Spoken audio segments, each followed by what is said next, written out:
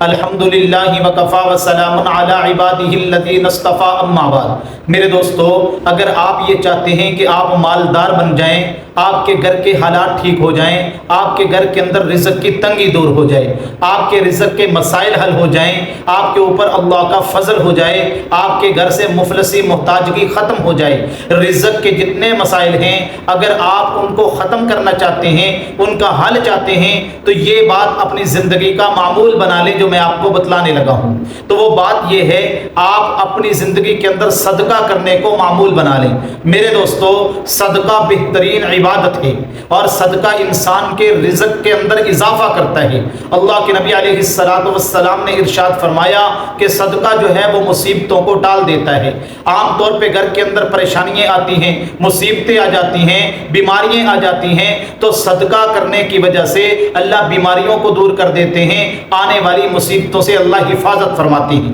حضور علیہ السلام نے یہ بھی ارشاد فرمایا کہ صدقہ جو ہے یہ اللہ کے غصے کو ٹھنڈا کرتا ہے اور بری موت سے انسان کو بچاتا ہے۔ دوسری روایت کے اندر تو یہاں تک آتا ہے، اللہ کے نبی علیہ السلام نے ارشاد فرمایا کہ صدقہ کرنے سے مسلمان کی عمر بڑھ جاتی ہے، اللہ اس کی عمر میں اضافہ فرما دیتے ہیں اور اللہ اس کو بری موت سے بچاتے ہیں۔ یاد رکھیں کہ حضور علیہ السلام نے فرمایا، من کان آخر کلامہ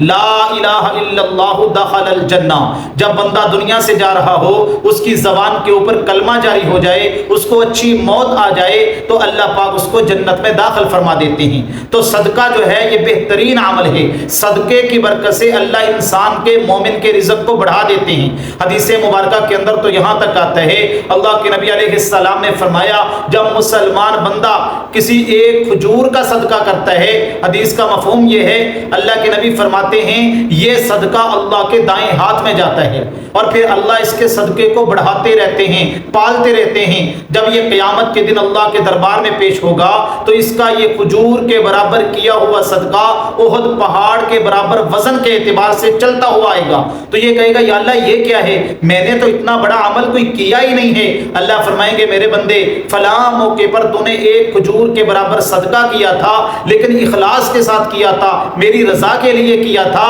اس کو میں بڑھاتا رہا، پالتا رہا، آپ اس کو میں نے اتنا وزنی بنا کے آپ کے نامہ اعمال میں داخل کرنے کے لیے آپ کے پاس بھیج رہا ہوں۔ تو میرے دوستو، صدقہ بہت بڑی عبادت ہے اور صدقہ بہت بڑی ڈال ہے۔ میرے دوستو، صدقہ کرنے سے مومن کے رزق کے اندر اللہ زیادتی فرما دیتے ہیں۔ علماء کرام، اکابرین، اولیاء کرام کا یہ معمول تھا، وہ کہتے ہیں جو بندہ صدقہ کرنے کی عادت ڈال لیتا ہے، اللہ اس کو کسی کے سامنے ہاتھ پھیلانے کی نوبت نہیں آنے دیتے، اللہ اس کو کسی کا محتاج نہیں بناتے، اللہ اس کے گھر کے اندر رزق کی تنگی کے مسائل نہیں پیدا فرماتے۔ اس لیے میرے دوستو، اپنی زندگی کے اندر صدقہ کرنے کی عادت ڈالیں اور یہ بھی یاد رکھیں کہ ضروری نہیں ہے کہ آپ نے صدقے کے اندر کالا بکرا دینا ہے، فلاں رنگ کی چیز دینی ہے، نہیں میرے دوستو، جتنی آپ کی حیثیت ہے، جتنی آپ کی استطاعت ہے، آپ اتنا صدقہ دے سکتے ہیں۔ جیسا کہ میں نے آپ کو حدیث سنائی کہ ایک کھجور کے برابر بھی صدقہ دیا جائے، اللہ اس کا ثواب بھی بڑھا چڑھا کر